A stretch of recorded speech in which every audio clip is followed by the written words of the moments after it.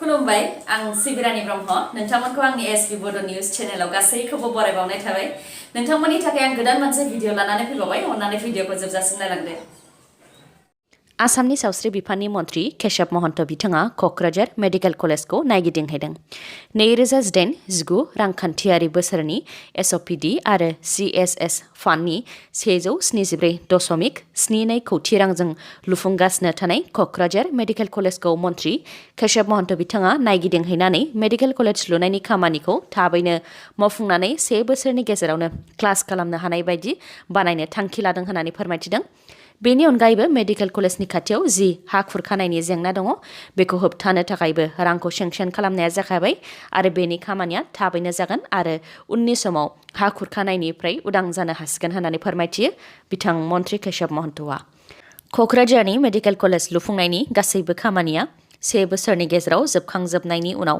National medical काउन्सिलनिफ्राय गनायथि लाग्रोनो नांगोन बेनि थाखाय एप्लाइ खालामनो नांगोन आरो एप्लाइ खालामखांनायनि उनाव इन्सपेक्सन जागोन इन्सपेक्सन जाखांनायनि उनावसो नेशनेल मेडिकेल काउन्सिला गनायथि होगोन अब्लासो क'क्राझारनि मेडिकेल कलेजाव क्लासखौ जागायनो हागोन होननानै फोरमायथियो बिथाङा बेफोरनि अनगायैबो मोनफ्रोमबो बियाबफोरावनो गंफायै हस्पिटाल लुफुंनो आसाम सरकारा थांखि लादों आरो जाय ओनसोलाव बेरामिनि सुबुं अनजिमाया बांसिन बैफोर ओनसोलनि देहा फाहामसालिनि बिसनाखौ बांहोनो थाखायबो आसाम सरकारा थांखि लादों होननानै फोरमायथियो मन्थ्रि केशव महन्त बिथाङा फरायसुलिखौ सासे फोरोंगिरिया आथोनारि सोमोन्दो लाखिनो बरायनायनि हेंथायै गोख्रोङै सोमावसारदों गसाइगाव फरायसालिमानि फरायसाफोरा फोरमायथिनाय बायदिब्ला गसाइगाव फरायसालिमानि English डिपार्टमेन्टनि head of department Jaynal आबेदिना फननि गेजेरजों सासे फरायसुलिखौ रांनि लब दिन्थिनानै गाज्रि सोदोब बाहायनानै गावजों गाज्रि सोमोन्दो लाखिनो थाखाय बरायदों जायनि अडिअ कलआ भाइरेल जादों बेखौ लानानैनो हेड अफ डिपार्टमेन्ट जयनाल आबेदिननि हेंथायै गसाइगाव फरायसालिमानि फरायसा आफादजों लोगोसे बेंगली युवा मुक्ति बाहिनी आसु आन्चलिक बिटिआर फेडारेसन जयैनो गोख्रोङै सोमावसारनाय हाबाफारि लादों आरो सोमावसारनायनि गेजेरजों फरायसुलिखौ बेबायदि गाज्रि खामानि मावनो थाखाय हांख्रायनायनि थाखाय आरो फरायसुलिखौ मेन्टेलि डिस्टार्ब खालामनायनि थाखाय 6 घन्टानि गेजेरावनो जयनाल आबेदिनखौ फरायसालिनिफ्राय बोखारनो दाबि खालामदों आरो दुथांखौ एरेस्ट खालामनो थाखायबो दाबि खालामदों सोमावसारगिरिफोरा फोरमायथिदों दि गसाइगाव फरायसालिमाया जोबोद गोजाम आरो सिगांनिफ्रायनो गोबां मोजां मुं दङ नाथाय बेबायदि दुथां थायोब्ला फरायसालिमाया गाज्रि मुं मोनगोन बेनि अनगायैबो जोंनि समाजाव जाहाथे बेबायदि गाज्रि आखुनि मानसिया जायगा मोना आरो उननि समावबो जाहाथे रावबो बेफोरबायदि खामानि मावनो खाबु मोनबावा बेनि थाखाय English डिपार्टमेन्टनि head of department Jaynal आबेदिनखौ बोखारनानै इंलिश बिफानाव गोदानै HOD थिसननो थाखायबो कलेजनि गभर्निं कमिटिखौ खावलायदों लोगोसे दुथांनि हेंथायै पुलिस थानायाव एफआइआर होनाय जागोन होननानैबो फोरमायथिदों बिथांमोनहा आसाम सरकारनि साख्रि मावनाय बिथांमोननि थाखाय गोजोनथाव खौरां आसाम सरकारा थाखानाय लिभ एबा बन्दनि अनगायैबो सानब्रै आरोबाव लिभ लादेरनो हानायनि गनायथि होदों जाहाथे गावनि बिमा बिफा नङाब्ला बिहाव बिखुनजोनो सम होनो हायो अदेबानि माखासे सान जयै थानो हायो बेनि थाखायनो थाखानाय बन्दनि अनगायैबो आरोबाव सानब्रै लिभ लादेरबावनो हानायनि गनायथिखौ आसाम सरकारा होदों फैगौ 2022 मायथाइनि 6, 7, 8 आरो 9 जानुवारि दानाव आसाम सरकारनि साख्रि मावनाय 4th ग्रेडनिफ्राय लानानै IPS, IAS आरो मन्थ्रि बिथांमोनहाबो बे सानब्रैयाव बन्द लानो हागोन नाथाय जायफोरनिया बिमा बिफा गैजाया आरो बिहाव बिखुनजोखौ लोगो हमनो गोसो गैया बिथांमोनहा बे बन्दखौ मोननाय नङा होननानैबो बुंथियो डक्टर हेमन्त बिश्व शर्मा बिथाङा बेनि अनगायैबो निउ एडुकेशन पलिसि इमप्लिमेन्ट जाखांनायनि उनाव आसामावबो एडुकेशन सिस्टेमाव गोबां सोलाय-सोल' जागोन होननानै फोरमायथियो डक्टर हेमन्त बिश्व शर्मा बिथाङा निउ एडुकेशन पलिसि इमप्लिमेन्ट जाखांनायनि उनाव आसामाव गोदान मोनसे फर्मुलायाव थाखोखौ राननाय जागोन गोदान फर्मुलानि बायदिब्ला 5+3+3+4 फर्मुलानि बायदियै 5नि सिङाव नार्सारि लवार केजि आपार केजि थाखो 1 आरो थाखो 2 थागोन बेखौ फाउन्डेसन क्लास बुंनाय जागोन बेनि उनाव मोनथाम थाखोखौ प्रिपेरेटरि क्लास बुंनाय जागोन बेनि उनाव मोनथाम बावखौ एलिमेन्टारि क्लास बुंनाय जागोन आरो बेनि उनाव थाखो 9 निफ्राय थाखो 12 सिमखौ सिनियर सेकेन्डारि क्लास बुंनाय जागोन 5+3+3+4 3 दाजाब 4 फर्मुला बेनि 5 नि सिङाव राव फोरोंनाय जागोन बेनि उनाव 3 नि सिङाव कनसेप्टखौ फोरोंनाय जागोन होननानै बुंथियो डक्टर हेमन्त बिश्व शर्मा बिथाङा। बेनि अनगायैबो बिथाङा बुंथिबावोदि 2023 मायथाइनि एप्रिलनि गिबि सानाव जेब्ला निउ एडुकेशन पलिसिया इमप्लिमेन्ट जागोन बे समाव निउ एडुकेशन पलिसिनि बायदियै थाखो 5 सिमाव बिजाबफोरा सोलाय-सोल' जागोन। बेनि अनगायैबो सेबा आरो आसाम हायार सेकेन्डारि एडुकेशन काउन्सिलखौ ज' खालामनाय जासिगोन जाहाथे थाखो 9, 10, 11 आरो 12 नि आनजादखौ मोनसे काउन्सिलानो खुंनो हायो। मोनसे गावबुरानि पस्टनि बेसेना 5 लाखनिफ्राय लानानै 12 लाख रां। साउथ सालमारानि मोनसे समनि डिसि आथिका सुल्ताना आरो एडिशनेल डिसि साइबुर राहमाना बिबानाव थानाय समाव सासेनिफ्राय 5 लाखनिफ्राय 12 लाख रांसिम लानानै सा 70 गावबुरानि एपइन्टमेन्ट होदों। बे जाथाया दा चिफ मिनिस्टारनि स्पेसियेल भिजिलेन्स सेलनि गोख्रों सिग्रोमनायनि गेजेरजों सोराङाव फैदों।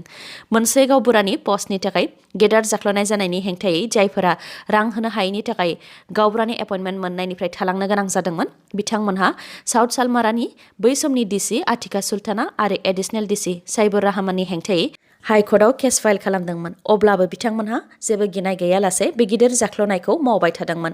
दा चिफ मिनिस्टारनि स्पेसियेल भिजिलेन्स सेलआ जाख्लनायनि हेंथायै गोख्रोङै सिग्रोमनानै डिसि आथिका सुल्ताना जों लोगोसे सा 70 गावबुराफोर जायफोर रां होनानै गावबुरानि साख्रि लादों बिथांमोननो सामन दैथायहरबाय।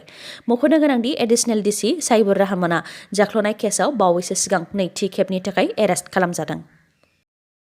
बिटिसिनि गाहाय प्रमद बर' बिथाङा बिटिआरनि हायार इडुकेशननि जेंनाफोरखौ लानानै कलेजनि प्रिन्सिपालफोरजों मानासनि औवाबारि आलासि नब्लङाव सावरायलायदों। बिटिआरनि सिङाव जेसेबां हायार इडुकेशननि फसंथानफोर दङ बेफोराव माबोरै फरायसाफोरनो इफेक्टिभ आरो क्वालिटि इडुकेशन होनो हायो बेनि थाखाय पलिसि लानाय जादों आरो हायार इडुकेशननि जेंनाफोर जेरै कलेजफोराव इनफ्रास्ट्राक्चार गैया, हस्टेल गैया, साइन्स लेब गैया, लेंगुवेज टिचिं लेब गैया बेफोर गासैबो जेंनाखौ लानानै सावरायलायनाया जादों होननानै फोरमायथिदों। बेनि अनगायैबो उननि समाव निउ एडुकेशन पलिसि जानो थांगासिनो दङ बेयाव बिटिआरनि हायार इडुकेशन फसंथानफोरा माबोरैहाय मुलाम्फा मोननो हागोन आरो इन्टारनेशनेल स्टेन्डार्डनि इउनिभारसिटिफोराव फोरोंथाय होनाय बायदि जोंनि ओनसोलफोराव मानो हाया बेफोरनि सायावनो गुवारै सावरायलायनाया जादों होननानै फोरमायथियो प्रमद बर' बिथाङा।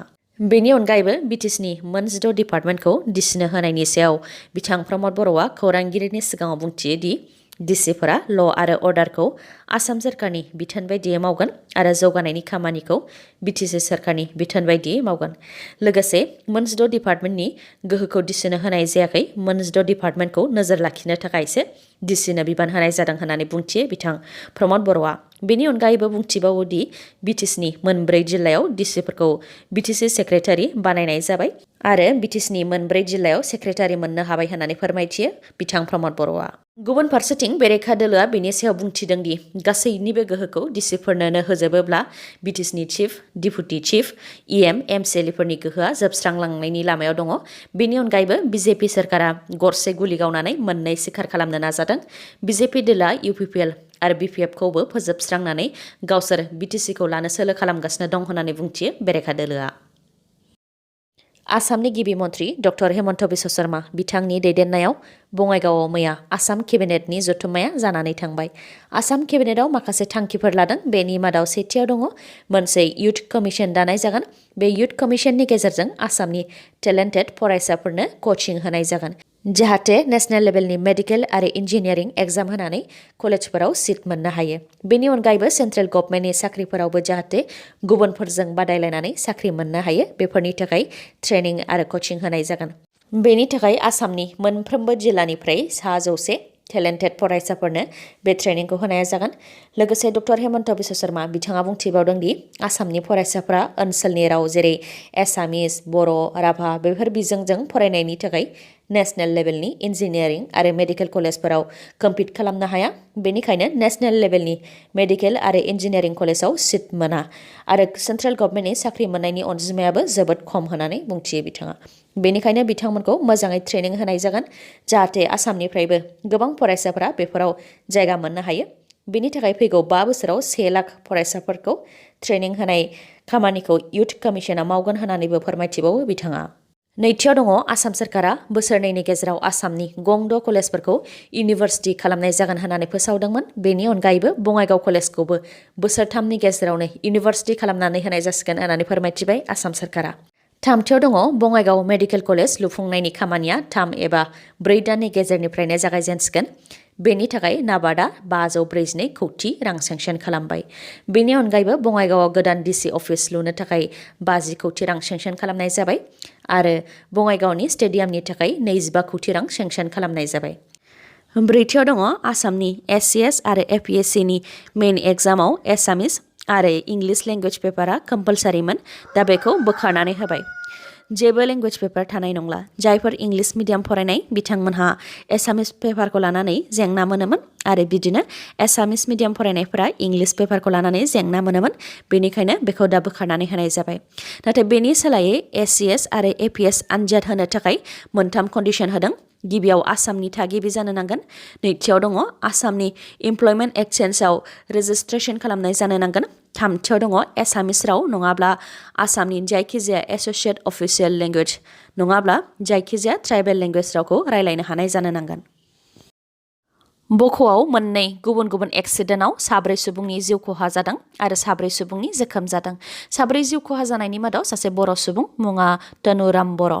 बख'नि बालापारा ओनसोलाव गारिनि कन्ट्रल गोमानायाव गारिया एक्सिडेन्ट जादों, जायजों तनुराम बर' 38 बोसोर बैसोनि सुबुंनि जिउ खहा जादों आरो प्रबल बर' बिथाङा जोखोम जादों। जोखोम जानाय प्रबल बर' बिथांखौ फाहामथायनि थाखाय Guwahati medical college and hospital देहा फाहामसालियाव थिसननाय जादों होननानै मिथिनो मोननाय जादों। गुबुन मोनसे जाब्रबथाया बख'नि खाथियाव जादों। गंसे ट्राक आरो गंसे सुमु गारिनि गेजेराव सौग्रावलायनायावनो 3 सुबुंनि जिउ खहा जादों आरो 3 जोखोम जादों। 3 सुबुं थैनायनि मादाव सासे आइजोबो दं, मुङा रुपसाना आहमेद आरो गुबुन 2नि मुङा सेमसुल आलम आरो मेहबुब आलम। जोखोम जानाय 3खौ फाहामथायनि थाखाय GMCH देहा फाहामसालियाव थिसननाय जादों होननानै मिथिनो मोननाय जादों। दिनैनि भिडिअआ एसेनोसै। गाबोन आरो गोदान भिडिअजों लोगो मोनफिनबावगोन। नोंथाङा दासिमबो आंनि चेनेलखौ साबस्क्राइब खालामाखैबा अन्नानै साबस्क्राइब खालामदो, लोगोसे लाइक, कमेन्ट आरो शेयार खालामनो दाबाव। गोजोन्थों।